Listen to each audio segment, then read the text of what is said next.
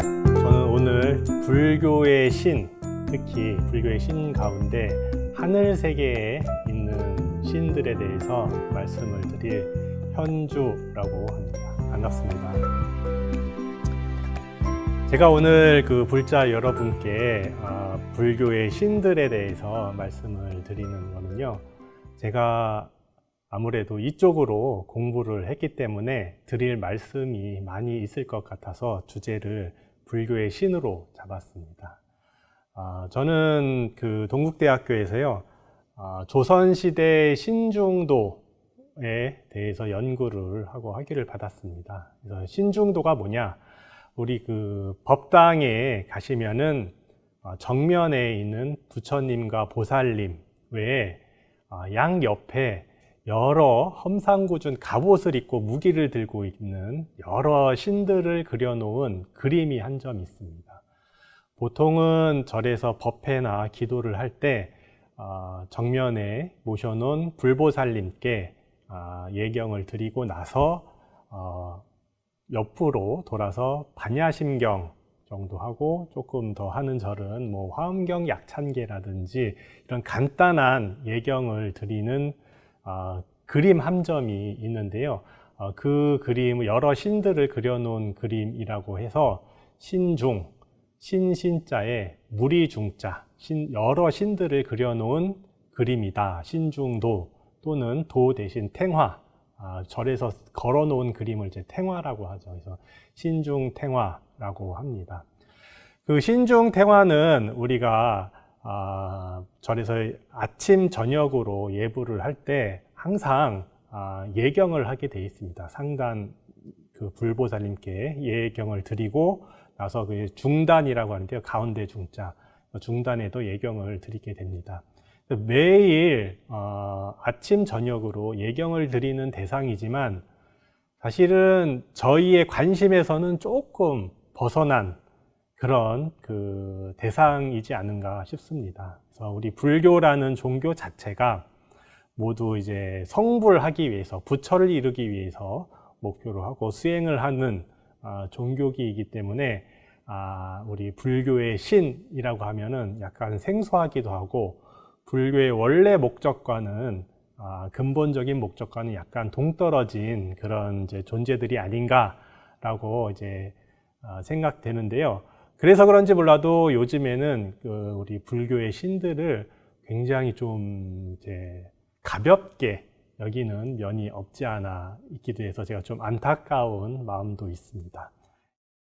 오늘은 이제 그래서 신중도, 우리 절에서 항상 아침 저녁으로 예경을 드리지만 잘 모르는 우리 불교의 신들에 대해서 좀 설명을 드리려고 하고요. 다는 설명을 못 드리기 때문에 그 중에서 대표적으로 중요한 신만 좀 간략하게 설명을 드리고자 합니다. 첫 번째는 이제 K신중이라고 제목을 잡아봤습니다. 앞에 K자를 붙이는 거는 우리 한국적인 거, 다른 나라랑 그 구별돼서 우리 한국 고유만의 것을 이제 나타낼 때 요즘 K라고 해서 붙여가지고 하는 게 좀 유행인데요. 요즘 우리 한류 가수들이 세계적으로 많은 활약을 하고 있죠. 그래서 우리 한류 가수들의 노래를 K-팝, 코리안 팝이라고 이렇게 하듯이 우리 신중도 불교의 신들이 굉장히 많지만 우리 한국적인, 한국에서 정리된 그런 신들을 제가 K신중이라고 한번 제목을 잡아봤습니다. 원래 있는 말은 아니고요. 우리나라의 신들이, 불교의 신들이 104위, 104명의 신들로 이제 정리가 됐는데요. 그런 신들을 제가 이제 우리 한국의 신중이다. 그래서 K신중. 이 104위 신중은 중국, 인도에도 없고요. 일본에도 없고 우리나라만 있는 104위를 모셔놓고 예경을 드리는 우리 한국 고유의 불교 신중 신앙입니다. 그래서 K신중이라고 제목을 잡아봤습니다. 그래서 K신중이니까 우리가 꼭 알아야 되지 않겠습니까? 우리 K신중을 우리나라 불자들이 모른다면은 중국이나 일본 불자들은 관심이 없습니다. 그래서 개의신중은 우리가 잘 계승하고 오셔야 되는 그런 신중신앙이라고 생각이 돼서 먼저 우리 104위 신중에 대해서 설명을 드리려고 합니다. 우선 밤 하늘을 보여드리겠는데요. 이 사진은 제가 항상 그 컴퓨터를 키면은 제일 처음 나타나는 밤하늘의 은하수 모습입니다. 지금은 이런 많은 별들을 보기 힘들 겁니다. 많은 불자님들이 도시 생활을 하기 때문에 또 밤에도 굉장히 활동하시는 분들도 많고, 우리 현대인들은 늦게 자고 또 늦게 일어나죠. 예전 분들보다는. 그래서 이런 밤하늘을 보기가 굉장히 힘들 겁니다. 그런데 우리 템플스테이나 아니면은 산사에서, 산에 있는 절에서 만약 철야 정진을 한다든가 하룻밤 묵게 되면은 이런 쏟아질 것 같은 많은 별들을 볼 수 있는데요. 우리 산에서 하룻밤 묵는 경험을 우리 불자님들께는 꼭 한번 해봤으면 싶은 제 바람이 있습니다. 우리 현대인들은 도시 생활을 하면서 너무 이렇게 사람들이 많이 모여서 아웅다웅 이렇게 살고 자연에 대해서 약간 분리된 느낌으로 살고 있는데요. 깊은 산에 절에서 하룻밤 자게 되면요, 산이란 곳이 낮과 밤이 이렇게 다르구나. 정말 자연이란 것이 우리에게, 사람들에게 주는 굉장히 은혜롭고 좋은 그런 면도 있지만 굉장히 무섭고 경외로운 대상이구나 라는 것을 절실하게 느낄 수가 있을 것 같습니다. 저도 사실은 어렸을 때 이 고향이 서울이거든요. 그래서 그런 거를 잘 모르고 컸습니다. 근데 출가를 해서 저는 출가 본사가 저기 합천에 있는 팔만대장경을 모셔놓은 해인사인데요. 해인사 같은 경우에도 가야산 깊은 산 속에 위치하고 있거든요. 그 절 속에 그 해인사 큰 절에 스님들이 많이 살고, 스님 외에도 다른 분들도 많이 계시지만 산이 주는 그 중압감이라고 할까요? 그런 것이 도시에서 느끼는 밤의 정취와는 완전히 다릅니다. 지금 같은 현대 시대에도 그렇게 느끼는데요. 지금도 절에 가시면은 조명이 켜져 있고 가로등도 켜져 있어서 이렇게 그렇게 무섭지는 않지만, 옛날 우리 한 100년 전에 절을 상상을 해본다면은 깊은 산 속에 불빛, 호롱불 하나만 의지해서 지내시는 그 스님들을 본다면은 지금과는 사뭇 다른 그런 자연에 대한 그런 생각이 있었을 거라고 생각이 됩니다. 스님들이야 공부를 하고 도를 닦기 때문에 그런 것에 대해서 약간 좀 무서워하거나 그런 면이 없을 수 있지만, 일반 대중들은 굉장히 생활이 두려움 자체였을 거라고 저는 좀 상상이 됩니다. 불이 날 수도 있고, 자연 상태에서 산불이 날 수도 있고, 또 산에 갔다가 옛날에는 호랑이가 많았으니까 호랑이를 만날 수도 있고, 또 어떤 잘 생활을 하다가 조그마한 병이라도 감기라든지 등창이라든지 지금은 쉽게 진료되는 그런 병들을 걸렸을 때 정말 무기력하게 사람들이 죽어나가는 그런 상황을 많이 봤을 거라고 생각이 되는데요. 그랬을 때 찾는 것이 우리 인간이 본능적으로 가지고 있는 그 종교적인 심성으로 찾는 것이 바로 신이라고 생각이 됩니다. 그렇기 때문에 신이라는 존재는 어떤 거냐? 우리 인간보다 뛰어난 능력을 가지고 있어서 우리 인간을 도와주는 그런 존재다. 우리 인간이 해결하지 못하는 그런 문제들을 해결해주는 든든한 그런 조력자다.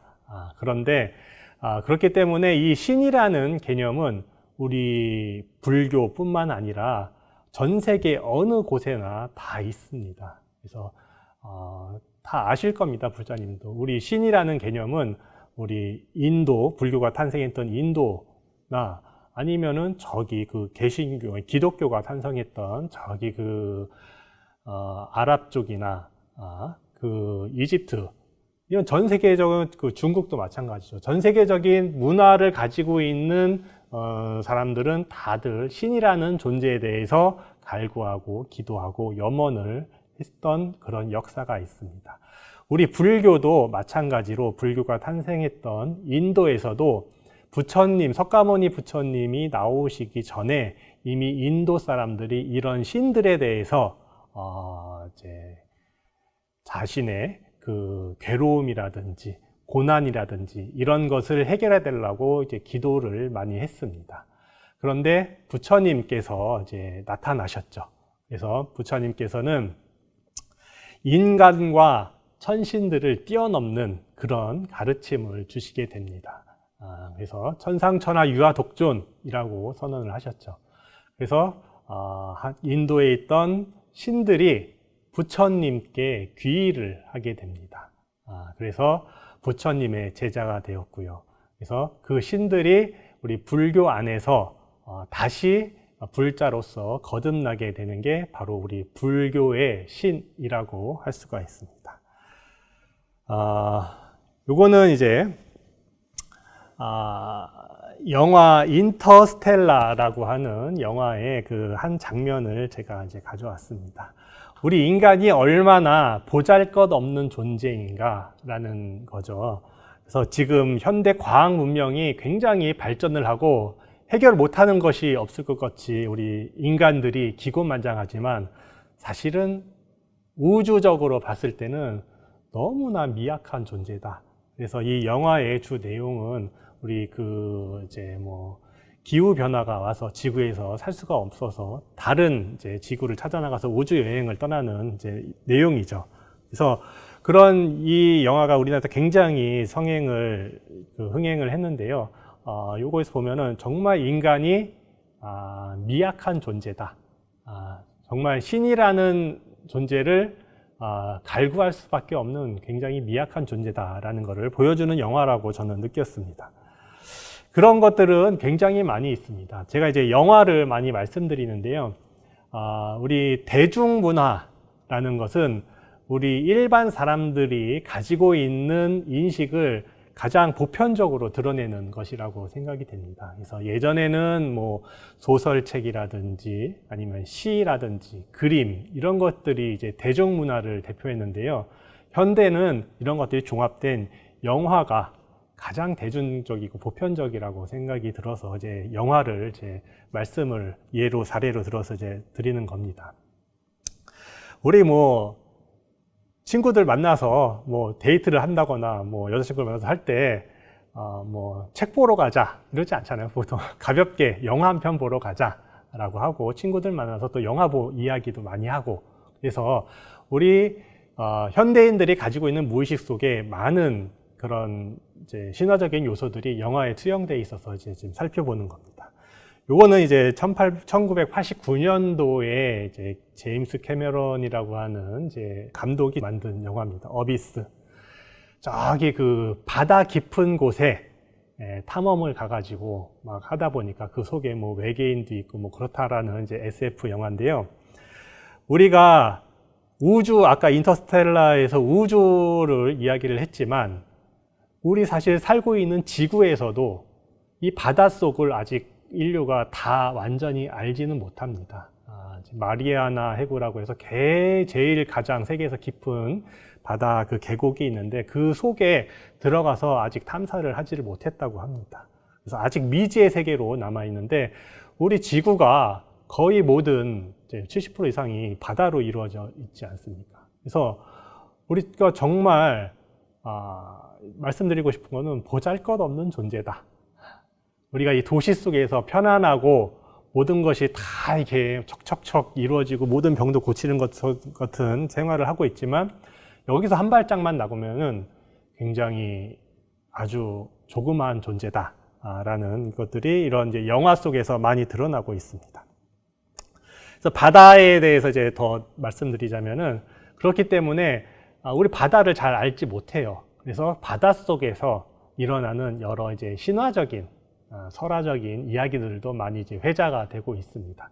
대표적인 게 이제 인어공주, 이제 뭐 우리 서양의 그 유럽의 그 덴마크 이제 설화에서 따왔다고 하는데요. 우리나라에도 뭐 인어 이야기도 있고, 뭐 일본에도 있고, 전 세계적으로 있는 이제 인어 이야기가 있습니다.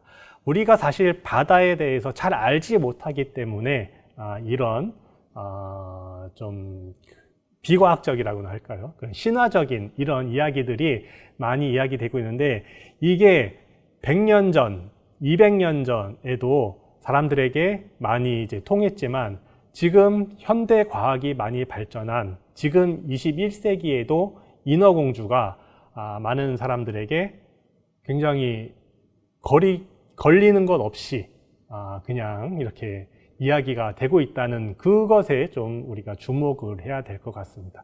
우리가 인어공주를 보고 비과학적이다, 이거 말도 안 된다 라고 이야기를 하기도 하지만, 한편으로는 이런 아름다운 사랑 이야기가 있었으면 좋겠다, 인어를 한번 만나보고 싶다, 뭐 이런 그 마음을 한편으로 가지고 있을 것 같습니다. 저는 어렸을 때 이 인어공주 보고 울었어요. 너무 슬퍼가지고, 이 사랑 이야기가. 그래서 이런 것들을 다 가지고 있을 거라고 생각이 듭니다. 현대에서는 인어가 이런 식으로 우리 실생활에 가장 밀접하게 접근해 있는 것 같습니다. 스타벅스라고 하는 커피 브랜드인데요. 이 스타벅스의 그 로고가 바로 이 사이렌이라고 해서 이 꼬리, 물고기 꼬리가 달려 있죠. 그리고 머리카락이 이렇게 길게 들어있는 인어의 모습입니다. 그래서 현대에도 이런 굉장히 과학적으로 이야기할 수 없는 그런 존재에 대해서 우리 일상생활에서 굉장히 편하게 가깝게 접하고 있다, 요거를 말씀드리고요. 또 영화 한 편 말씀드리자면은, 이거는 이제 요즘 아이들은 물론 뭐 한 20, 30대까지 크게 좋아하는 마블이라고 하는 회사에서 만든 이제 여러 이제 초능력을 가지고 있는, 우리 인간의 능력을 이제 뛰어넘는 초인들이 지구를 지킨다, 뭐 그런 이야기들의 영화입니다. 그래서 뭐 여러 여기 보면은 캡틴 아메리카라고 하든지, 여기 아이언맨이라고 하든지, 이런 여러 이제 영웅들이 나오는데요. 여기 이제 토르라고 하는 북유럽의 번개의 신도 나오고요. 이런 신들, 현대의 신들이 옛날에는 과거에는 우리 신화 속에서 이게 신들을 이야기했다면은, 현대에서는 이런 대중문화 속에서 현대적으로 변용이 돼서 현대적인 신들을 아직도 우리 사람들은 갈구하고 있다. 이 내용도 지구를 침범하는 여러 악당들이라든지 여러 문제들을 해결해주는 그런 바램을 여러 이 초인들에게, 초능력을 가지고 있는 이 초인들에게 투영을 하고 있는 거거든요. 그래서 우리 사람들의 마음속에는 예전이나 지금이나 모두 다 이렇게 나보다 뛰어난 존재에게 의지를 하고 문제를 해결하고 싶어하는 그런 근본적인 그런 염원이 있다. 그런 것들이 이제 종교적으로 나타났을 때는 그 야훼신에게 막 이렇게 절대 유일신에게 하면은 기독교, 이슬람교 그렇게 가는 거고요. 우리 불교는 그런 신들에게 절대적으로 의지하지 않는 게 아니라, 아까 말씀드렸다시피 우리 불교의 근본 목적은 성부라는 겁니다. 부처를 이루는 거예요. 해탈을 증득하고, 그건 뭐냐? 번뇌를 없애는 겁니다. 마음의 행복을 찾는 것. 그게 목적이지, 이 신들에게 막 기도하고 제사 지내고 막 이렇게 매달리고 이런 것이 근본 목표는 아닙니다. 그렇기 때문에 불교에서의 신은 어떤 위치를 가지고 있냐? 중간자적인 위치를 가지고 있다라고 말씀을 드릴 수가 있습니다. 우리 법당 사진을 보여드리는데요. 우리나라 불교의 1번지라고, 조계 중에 1번지라고 할 수 있는 우리 서울 종로에 있는 조계사 법당입니다. 가운데 계시는 부처님은 석가모니 부처님이시고요. 여기 우리가 보기에 오른쪽에 계신 부처님은 약사 부처님, 모든 병을 고쳐주는 약사 부처님. 여기 우리가 보기에 왼쪽에 계신 부처님은 아미타 부처님입니다. 이 세 부처님을 모셔놓은 이제 경전은 없습니다. 우리 법당에 부처님을 모실 때는 경전에 근거해서, 뭐 법화경에 근거해서 부처님을 이제 절을 짓고 법당을 짓게 되면은 그 안에 석가모니 부처님을 모셔놓고, 화엄경을 근본으로 해서 뭐 절을 이제 법당을 짓게 되면은 비로자나 부처님이라는 화엄경의 부처님을 모셔놓고, 또 뭐 약사경을 근본으로 하면은 약사 부처님, 뭐 아미타경이면 아미타 부처님, 이렇게 각 부처님이 따로 있는데요. 이 세 부처님은 하나의 경전에 이렇게 등장하지는 않습니다. 그런데 왜 이렇게 세 부처님을 모셔놓냐? 우리 중생들의 가장 그 밑바닥 근원적인 그런 이제 종교적인 염원은 뭐냐? 살아서는 무병장수, 약사열애에게 무병장수를 기도하고요. 죽어서는 극락왕생. 간단합니다. 살아서는 무병장수하고 죽어서는 극락왕생하고, 그리고 원래 우리 불교의 가장 근본은 잊지 말고, 우리 부처님, 석가모니 부처님께서 설법을 하시는 뭐 사성제, 팔정도, 이런 그 12연기, 이런 우리 불교 근본은 잊지 말자고 해서 석가모니 부처님을 가운데 모셔놓고, 이렇게 세 부처님이 우리 일반, 사실 어려운 불교 교리를 이해하기 힘든 일상생활을 하고 있는 불자님들은 대부분 이런 생각을 많이 하셨고 옛날에도 했을 거라고 합니다. 그런 것들이, 그런 종교적인 근원적인 염원이 가장 집중되고 투영된 것이 바로 우리 신중탱화라고 할 수가 있습니다. 우리 신중단은요, 그 앞에 정면에 부처님과 보살님을 모셔놓은 이렇게 상단이라고 합니다. 맨 위에 단이 있고요. 요 오른쪽이나 왼쪽 아무 상관이 없습니다. 한쪽 벽면에 이렇게 신들을 그려놓은 그림을 그려놓고 여기를 이제 신중단 혹은 가운데 중자를 써서 중단이라고 합니다. 그래서 여기에 모셔놓은 신들이 바로 신중이다라는 것을 이제 다 아실 거예요. 절에 다니신 분들은. 그래서 요 이제 해인사 사진인데요. 요 앞에 정면에 기도를 하고 나서 아침 새벽 예불 모습입니다. 새벽에 스님들이 부처님께 예불을 하고 이쪽으로 돌아서서 요 신중탱화에 대고 이제 지금 반야심경을 이제 하고 있는 모습입니다. 어떤 분들은 이제 신중단에 반야심경만 하는 게 뭐 스님들은 신중보다 더 뛰어난 수행자이기 때문에 그 부처님의 가장 핵심 법문인 반야심경만 부처님들 지금 설법하는 거다라고 오해하고 계시는 분들도 계시는데요. 그거는 절대 아니고요. 신들이 훨씬 더 높은 단계에 자리 잡고 있습니다. 능력도 뛰어나고. 스님이 깨달음을 얻었다면 다른 문제지만 모든 스님들이 다 깨달음을 얻지는 않았지 않습니까? 사실 깨달음을 향해 가는 과정이죠. 스님들도. 그렇기 때문에 신들도 마찬가지입니다. 신들도 깨달음을 향해 가는 과정인데 우리 사람보다는 더 뛰어난 존재들이다. 그래서 스님들은 신들에게 뭐를 바라느냐? 수행을 하는데 마군들이 마장이 없도록 잘 보호해달라. 그리고 우리 불교가 다른 외세의 세력에 핍박받지 말고 불법을 잘 널리 홍보하는 데 도움을 달라. 이런 것들을 기도하는 존재가 바로 신중이고요. 반야심경은 왜 하냐? 우리 신중단에 하는 여러 우리 부처님께 예불을 드리듯이 칠정내 7번 절하면서 예불을 드리듯이 여러 이제 예경 의식이 있는데 그거를 다 줄여서 반야심경 하나만 남겨놓은 겁니다. 그 여러 긴 예식 중에 중간에 반야심경이 하나 있는데 그거 하나만 남겨놓은 거예요. 사실 이렇게 시간이 많이 걸리니까. 그래서 제대로 하면은 이 신중단에 예경하는 것도 굉장히 오래 걸립니다. 근데 우리 절에서 뭐 행사를 하거나 법회를 하거나 기도를 할 때 또 기도 끝나고 스님이 법문도 해야 되죠. 또 법문 끝나고 배고프다고 얼른 또 공양하러 가야 되잖아요. 그래서 이게 줄이다 보니까 반야신경 하나만 남은 거예요. 그래서 신중이 뭐 부처님 대신 반야신경을 우리가 법문을 해주는 그런 존재는 절대 아닙니다. 그럼 신주는 뭐냐? 신중은 뭐냐? 요거는 이제 얼마 전에 조선일보에 있던 이제 기사를 제가 스크랩을 했는데요. 요즘에 학교에 가면은 왕따 문제가 굉장히 심하다고 합니다. 특히 초등학교 고학년이나 중학교쯤 되면은 학생들이 서로 막 괴롭히고 한 사람을 몰아가지고 집단 괴롭힘하고 그런 걸 이제 왕따라고 하죠.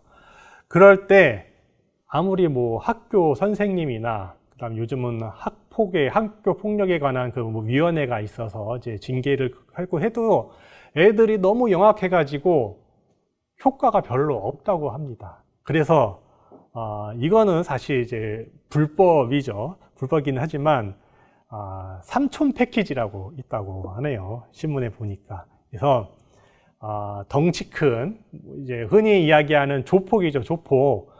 좀 껄렁껄렁한 양아치 같은 젊은 이제 사람한테 부탁을 해가지고 학폭을 당하는 아이를 등하교 때 데리고 왔다가 가고, 그리고 괴롭히는 아이들한테 인상을 한번 써주고 겁 한번 주면은 걔네들이 괴롭히던 아이들이 가해자들이 자연히 왕따 아이를 괴롭히지 않는다고 합니다. 그래서 우리가 절에서 이제 불보살님께 기도를 하고 하는 것은 사실은 정식 루트입니다. 부처님께 기도를 하고 우리가 마음을 깨끗이 해서 회향을 하고 이렇게 해야지 올바른 길이지만, 이렇게 말이 안 통할 때도 많이 있습니다. 세상 살다 보면은. 그럴 때는 이렇게 무서운 삼촌한테 부탁을 하는 거예요. 그러면은 이 무서운 삼촌은 누구냐? 불교에서 바로 신중입니다. 신중이 우리와 같은 중생, 깨닫지 못한 중생이지만 굉장히 싸움도 잘하고요. 해결도 잘한, 해결 능력도 많습니다. 그렇기 때문에 우리가 부처님께서 말로 이렇게 자비롭게 교화해야 되는 대상도 있지만, 사실은 말도 안 듣고 정말 나쁜 놈들도 있거든요. 이럴 때는 이런 신중에게 우리가 좀 부탁을 해가지고 기도를 해가지고 해결을 한다라고 이해를 하시면은 우리 신중 신앙이 이런 거다라는 거를 잘 이해하실 수 있을 것 같습니다.